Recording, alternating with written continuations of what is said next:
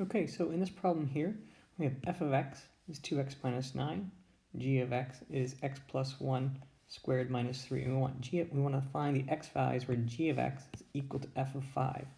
So g of x is x plus 1 squared minus 3, where f at 5 is I take the 5 and I plug it in for the x. So I get 2 times 5 minus 9, which is 1.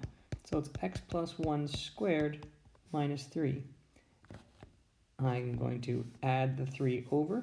So it's x plus 1 squared is equal to 4.